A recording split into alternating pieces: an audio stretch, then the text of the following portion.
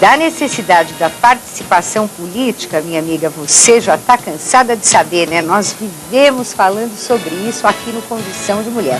Mas você já imaginou, minha amiga, se nós tivéssemos começado a fazer política assim há uns 20, 25 anos, há um bom tempo atrás, seria mais difícil, não é? E teríamos pego toda aquela época dura da ditadura. Pois é, eu estou aqui com uma pessoa, uma mulher bonita, batalhadora, mãe de família, que começou a fazer política nesse tempo difícil. Dona Lila Covas. Lila, era difícil mesmo quando o senador Mário Covas começou? Sim, para a mulher era. A mulher era conduzida realmente para ficar em casa. O lugar de mulher era em casa. Política era para os homens naquela época. Eu me lembro, quando em 1961, recém-formado, ele formou em 59, eu já estava casada. Em 61 ele saiu candidato a prefeito de Santos. Eu sempre conto que uma noite em casa, estava com meus filhos pequenininhos, chegaram 3 representantes de 3 sindicatos lá de Santos para convidar para o Mário sair naquela época, candidato a prefeito de Santos. Claro que era isso que ele estava desejando e saiu, e eu sair na batalha com ele. Naquela época eu formei logo meu comitê feminino em casa, porque assim era mais fácil, porque eu tinha meus filhos pequenos. Mas quando chegou na época de comício, no comício naquela época, era realmente os políticos iam conversar com o povo. Não tinha show, nada como tem hoje. Então eu ia com o meu comitê feminino a bater de casa em casa, perto da onde ia ter o comício, para convidar as mulheres, para ir conhecer o candidato de perto, para escutar o programa do candidato. E na maioria das vezes a mulher não aparecia, o marido aparecia e falava que a política era coisa de homem. É o próprio filho, às vezes o genro, enfim. Mesmo que a mulher estivesse lá em casa louquinha para participar, né, Lélia? Mas a gente até que conseguiu algumas delas no final à noite, eu no palanque olhava e a deparava com alguma delas ali ouvindo. Mas eram poucas mesmo. Era um negócio que era designado para homens, diziam eles, né? A grande diferença de hoje é que na maior parte das reuniões que eu faço, a maior parte é a mulher que está presente. Inclusive a Vejinha, né, a Veja mostrou na sua edição especial da mulher que as mulheres participam muito mais que os homens dos movimentos, das organizações não governamentais, né, das entidades, tudo. Participam mais, a proporção é 2-1, né? Embora na sociedade elas não tenham a mesma representatividade. Eu me lembro quando o Mário era prefeito daqui de São Paulo, dos movimentos populares, quem ia lá na prefeitura fazer a sua reivindicação, geralmente era uma mulher, que comandava o pessoal do bairro para ir representando, afinal, a população do bairro era a mulher. A mulher realmente ficou muito ativa, né? E como é que a senhora acompanhou essa mudança de papéis nas mulheres na sociedade? Nós ganhamos ou perdemos, na sua opinião? Claro que ganhamos. Ganhamos. A sociedade... E chegou a uma conclusão, mesmo os homens hoje respeitam e querem que elas fiquem do lado. Eu vejo pelo meu companheiro gosta muito que eu esteja do lado dele, de mãos dadas, do lado, principalmente quando a situação é uma situação mais caótica, que ele vai ter que enfrentar, ele gosta da minha companhia. Eu acho que é muito importante esse lado do companheirismo homem-mulher, nessas horas importantes. E na sociedade em geral, eu vejo como sociedade de bairro, ainda hoje no comitê, na parte da manhã teve uma reunião de representantes de sociedade de bairro e posso dizer que era dividido o número de mulheres e o número de homens presentes. Quer dizer, a participação está ali para valer mesmo, bem diferente de 1961. Muito. Mas eu sei uma outra historinha passada também que eu queria que você contasse para a gente. Eu sei que naquela época negra que a gente viveu no Brasil, na ditadura, o senador batalhador, né, foi preso, teve seus direitos políticos cassados por 10 anos.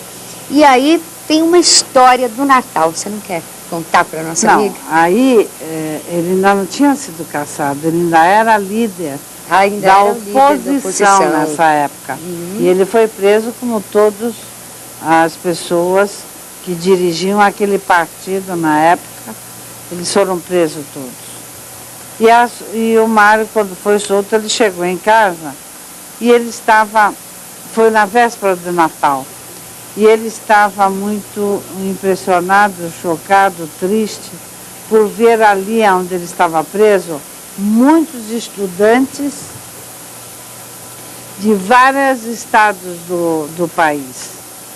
E ele, na hora que ele foi solto, na mesma hora, ele já foi pedir para o comandante do quartel se dava para ele fazer o Natal ali com aqueles estudantes. Ele consentiu e ele já chegou em casa e eu preparei aquelas coisinhas do Natal, fiz bolo, enfim, já a vizinhança já vim. Em Brasília, naquela época, era muito interessante porque todo mundo que foi para Brasília foi sozinho, sem família. Então, um ajudava os outros. Então, logo vieram meus vizinhos, tá? Fizemos bolo e fizemos, afinal, um Natal para aqueles que estavam no quartel. Se eu te falar que eu nem sei, não fiquei com o nome de ninguém, nem que estado eles pertenciam, só sei te dizer que eram muitos. Mas, de qualquer maneira, eram companheiros da luta, né? É verdade. E, Lila, deve ter sido um período muito difícil. Um período que o Mário era líder da oposição nessa época. Já vem lá de trás, naquele ano, todos aqueles meninos que chegavam dentro do gabinete dele e que era perseguido, que estava sendo perseguido, ele já me telefonava que era um que já estava indo lá para casa. Fiquei na minha casa, ficou alojado bastante estudantes. Então, foi um período que tivemos que passar, foi uma mudança da maneira de governar o país e que isso já são águas passadas, né? Eu acho que nós temos que olhar para frente. E olhando para frente, como é que você está vendo esse papel de primeira-dama do Estado, que talvez você venha a ocupar esse posto? Como é que você vê isso? Hoje, a mulher tem um outro papel na sociedade. Como é que fica esse papel da primeira-dama? Também mudou? Olha, o Mário foi prefeito de Santos, eu tive que assumir, aliás, um espaço que eu nem sabia que existia, exatamente porque essa cidade é grande, cheia de problema, por mais que faça uma gota no oceano, e fizemos muita coisa naquela época. Porque eu tenho um grupo de voluntárias muito grande, e nós chegamos à conclusão que precisávamos fazer cursos profissionalizantes. Fizemos muito, era só a sociedade arrumar um local que arrumava monitoras, arrumávamos material para fazer o curso e depois era impressionante. Eu sou muito chorona, vou dizer para você. Eu me emociono com muita facilidade. E cada término de cursos, eu primeiro tinha que dar minha choradinha, eu vou ficar na história da mulher do prefeito que mais chorou. Mas é claro, um curso que tinha de padeiro confeiteiro, eu nunca vi um formando. Por quê? Porque sempre tinha alguém da família recebendo certificado. Por quê? Porque o formando já estava entregado. Então eu me emocionava com isso. E eu acho que não é difícil de você conduzir qualquer tipo de trabalho juntamente com a parte mais carente, porque você tem uma sociedade maravilhosa que te ajuda muito. Eu tenho certeza que isso não me assusta nem um pouco. Você está falando do período que você foi primeira-dama aqui da cidade de São Paulo, né? Isso foi 83, 85, se não me falha a memória, né? Então, aí você organizou esses cursos profissionalizantes durante todo esse tempo. Mas com que recursos? Recursos? A sociedade que me ajudava. A prefeitura não gastou um tostão comigo. Porque eu queria que o Mário, exatamente por eu ser esposa do administrador, eu queria que o Mário não gastasse nada no meu setor. E então eu ia visitar as fábricas me davam o arranque inicial para que começasse os cursos, e depois dali para frente as coisas iam acontecendo. Eu fazia curso de datilografia, nós usamos o papel vinha de computador, a gente usava o outro lado do computador. Nós fazíamos o curso mais simples possível e a nossa realidade, porque a realidade nossa, nós somos um país pobre, nós podemos ensinar as coisas simples que a pessoa pode, no futuro, caminhar sozinha dentro daquilo que aprendeu. Hoje eu encontro muito pai de família que fez o curso junto conosco e que hoje executa e vive daquilo que aprendeu nos nossos cursos. Às vezes basta um pequeno empurrãozinho, né, minha amiga? Um pouco de boa vontade, um empurrãozinho que as pessoas chegam lá, é o que está faltando.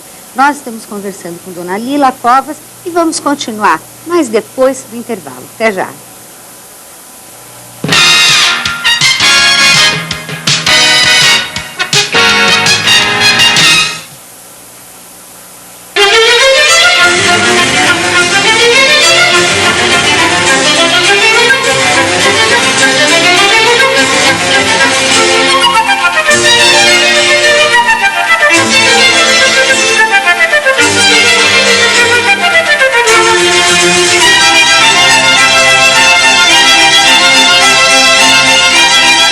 Clássico ou esportivo, o veículo ideal está na Renata Automóveis. Não saia voando por aí. Saúde é coisa séria.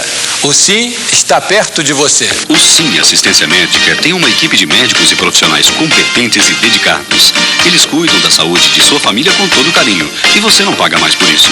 O SIM tem o melhor atendimento, hospital próprio e uma grande rede credenciada com as mais variadas especializações.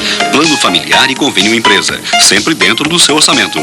Conheça o SIM Assistência Médica. Ligue já, 524-4163.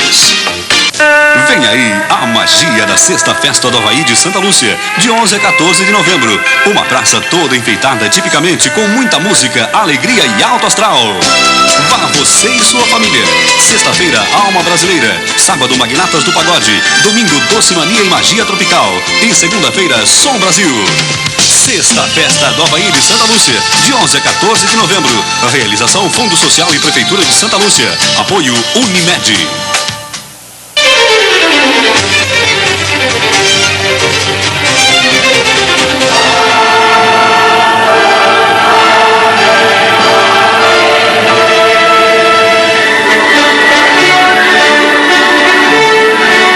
Apresentamos os clássicos dos clássicos, uma coleção com as 50 melhores músicas clássicas reunidas em 4 LPs, 4 cassetes ou em 3 CDs.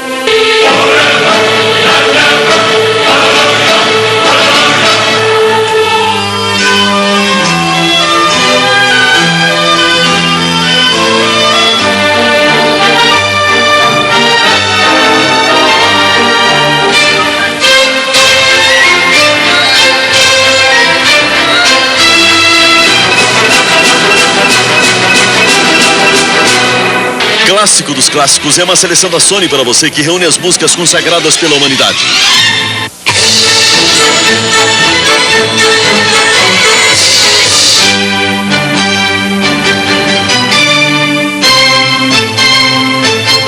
Tudo que há de emocionante, alegre e vibrante está aqui, interpretado pelos mais famosos regentes e orquestras da atualidade.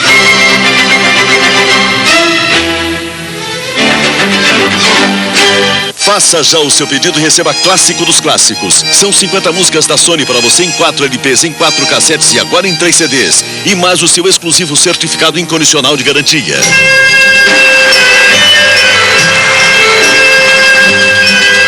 Ligue já para 011 1406 e peça Clássico dos Clássicos em 4 LPs ou 4 cassetes por apenas R$ 49,95. Se não ficar satisfeito, nós garantimos a devolução do seu dinheiro. Se quiser usar cartão de crédito, basta fornecer o número. Ligue já para 011 1406 ou escreva para nós. Mais um lançamento de qualidade do Grupo Imagem e Teleshop. Nesta quarta-feira, o seu programa Terceiro Milênio pela Rede Mulher apresenta uma entrevista com Malu Melo Arantes sobre a dieta cromoterápica. O que será isso? Uma nova dieta?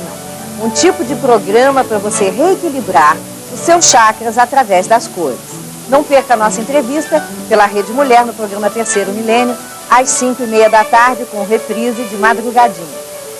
Rede Mulher.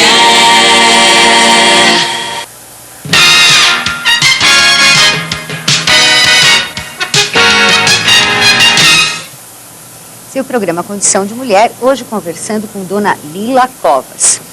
Lila, você já me disse tanta coisa bonita aqui, tanta história, já contou, já me contou também da sua atuação enquanto primeira-dama do Estado, quando o nosso senador foi prefeito aqui da capital. E eu queria saber agora da sua atuação futura. Se o senador for eleito governador de São Paulo, você será a nossa primeira-dama. Como primeira-dama, você pode fazer alguma coisa, se envolver com as políticas discutidas pelos movimentos, organizações não governamentais, os movimentos, entidades de mulheres? Mas é claro, ela sabe sempre que contaram comigo. Não tem a menor dúvida quanto a isso. Eu tenho até minhas representantes que estão sempre...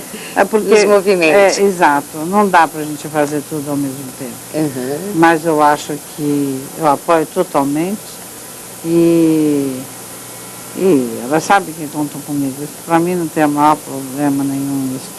Eu acho que é o tipo da coisa que nós precisamos olhar as mulheres, principalmente essas mulheres que separam do marido, ficam com a jornada dupla, porque geralmente a nossa sociedade acha que a mulher é que tem que ficar com os filhos, e a mulher mesmo, ela se acha na obrigação de ficar, então nós precisamos ajudá-la nessa igualdade, neste momento, e eles sabem que contam comigo, não tem dúvida nenhuma.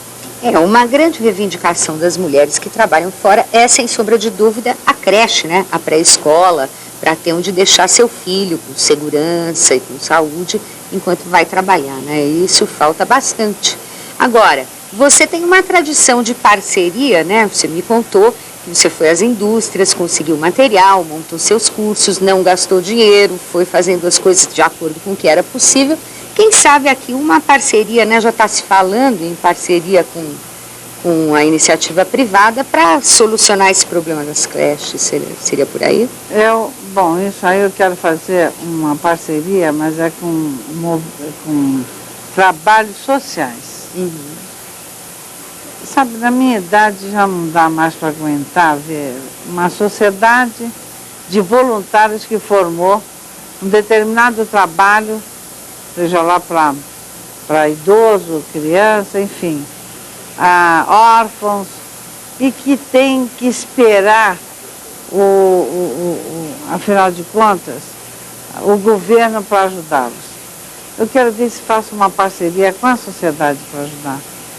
Sabe, eu vejo muito trabalho bom, trabalho que a nossa cidade precisa e que no qual, às vezes, nem a vizinhança não sabe que tem aquele trabalho maravilhoso no seu bairro.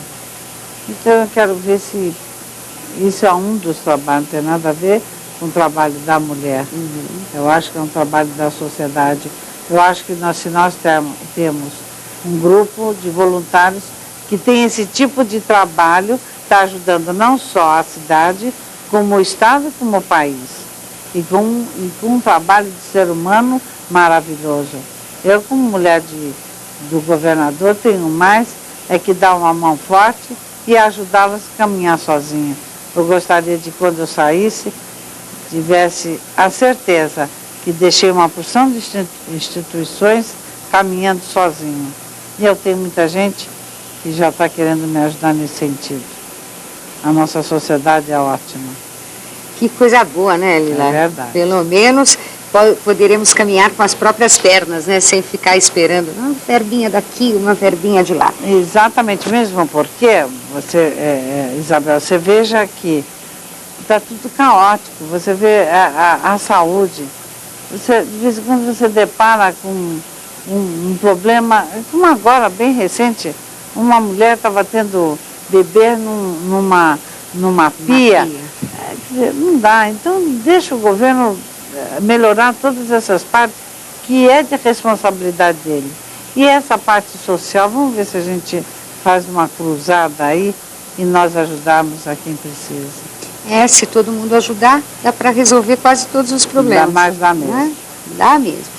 Muito bem, são ótimos planos da dona Lila Covas para o governo de São Paulo, né? Agora, vamos falar um pouquinho da vida pessoal, né? Como é que foi isso? Quanto tempo de casada? Conheceu o senador como? Era estudante ainda? Como foi? Conta pra mim. Não, eu era muito menina quando conheci o Mário. Eu tinha apenas 14 anos, ele 16. Foi no jogo de basquete. Ele gosta muito de esporte. Quando eu vi o Mário entrando no campo para jogar basquete, eu disse, é aquele, balançou meu coração. E realmente depois, com as coisas foram acontecendo, acabamos casando, fizemos agora 40 anos de casada. Agora o namoro foi bem rápido, viu, Isabel? Foi apenas de 8 anos. Porque ele ainda ia estudar, era namoro quase de fim de semana, eu morava em Santos, ele veio estudar em São Paulo. Quando eu casei no último ano de engenharia. Mas ele primeiro fez química industrial, que era menos tempo, então dava para casar mais depressa. Mas ele tinha um professor de matemática, que um dia foi lá em casa e falou, Lila, não dá. No fim de semana, o professor desceu com o Mário lá para Santos e disse, Lila, ele tem que tentar fazer esse exame aí na Politécnica, porque ele é bom demais em matemática, é judiação ele ficar. No fim, ele acabou entrando na Poli e fazendo o último ano de Química Industrial. Ele fez os 2 anos juntos, primeiro Politécnico e o último de Química. No segundo ano ele já fez um cursinho, ou melhor, fez um exame para ver se ele passava para dar aula no cursinho da Politécnica e ganhou, ficou dando, no segundo ano da Poli, ficou dando no cursinho e já pegou uma cadeira também no Colégio Bandeirantes, onde ele tinha se formado de Química Industrial. Então aí nós pudemos casar. Pudemos casar depois, quando eu estava no último ano, e ele continuava dando aula. Então, realmente, naquela época, eu casei com um professor. Um professor que logo se formou e fomos para Santos e ele foi trabalhar na prefeitura. Porque a gente sabia, e ele sempre demonstrou, ele sempre esteve na liderança, ele sempre esteve nos movimentos estudantis, e eu já sabia que mais cedo ou mais tarde ele ia para a política. E logo depois, então, aconteceu em 61, eu casei em 59, em 54, e em 61 ele foi candidato. Então, não ganhou a eleição em Santos. Eu digo para quem quer fazer política, que eu acho assim fantástico, uma pessoa que gostaria de fazer esse caminho político, que às vezes perde uma eleição, mas não ganha eleição, mas ganha experiência para depois, na próxima, vir com mais força e com mais vigor. E é por aí que eu sempre entro em campanha, sempre com a maior garra, e o resultado a gente respeita. Tem que respeitar, né? E sempre se aprende alguma coisa. E os filhos? Quantos filhos tem? Eu tenho 2 filhos. Casados, eu já estou na 3ª etapa. Casado e me acompanha muito é o neto que está com 14 anos, e a minha filha está fazendo faculdade, agora que os filhos já estão grandinhos, ela entrou em Direito, e meu filho também é formado em Direito, é advogado, e eles gostam de política, mas não acompanham o pai, ajudam o pai, mas não para ser político. Eu acho que a tendência é esse meu neto. Seu neto está prometendo mais. Eu acho que sim. Mais parecido com o senador quando era jovem, Lila? Não sei, não, porque... Ensina a maneira de ser? Não, porque de estudar, levar a vida a sério, sim. Mas o Mário gostava muito de esportes, de praticar esportes. Meu neto não. Meu neto, o esporte dele é trabalhar com a cabeça. Ele gosta muito de matemática, de entrar em tudo quanto é trabalho assim mental, de usar a cabeça. Mas ele te acompanha nas atividades políticas, é isso? Ele gosta. Com 14 anos. Mas desde pequenininho ele me acompanha, desde por isso que eu acho que ele tem alguma... Então já nasceu com o bichinho da política, né? Eu acho que sim. Ok. Lila, para encerrar, qual seria a sua mensagem para a nossa amiga de casa, você que tem toda essa experiência, que passou por essa riqueza política toda, que apesar dos pedaços tristes, o país tem uma história rica, né? Lógico, nem tem dúvida. Riquíssima. Agora, a minha mensagem neste momento... Nesse momento, para as mulheres. Neste momento é tirar os votos em brancos e os nulos. Isso não pode acontecer. Nós precisamos de um São Paulo melhor, de um país melhor. Não vamos deixar que nossos amigos, principalmente aquele que a gente convive, sabe, votar em nulo ou em branco. Vamos tirar isso. Só isso que eu peço. Acabar com os votos nulos e brancos. É o pedido da Lila Covas para você, né, minha amiga? Lila, muito obrigada pela sua presença no Condição de Mulher. E para você, minha amiga, eu quero falar uma coisinha, sabe? Eu hoje quero mandar um grande abraço para o presidente da Associação Paulista de Medicina, que é o Dr. José Quinópolis. O Dr. José Quinópolis, ele sempre termina os telefonemas e as conversas dele com essa expressão que eu tenho usado aqui muito frequentemente: saúde e alegria, né? E outro dia ele me cobrou, ele disse: ó, Isabel, eu vou te cobrar direitos autorais, você está falando lá no seu programa Saúde e Alegria, então aqui vai o crédito do Saúde e Alegria para o nosso querido presidente da Associação Paulista de Medicina, e vai junto os votos de uma franca recuperação, porque ele, né, acabou de passar por uma pequena cirurgia, mas vai ser tudo com muita saúde e alegria. O Condição de Mulher volta amanhã. Até lá.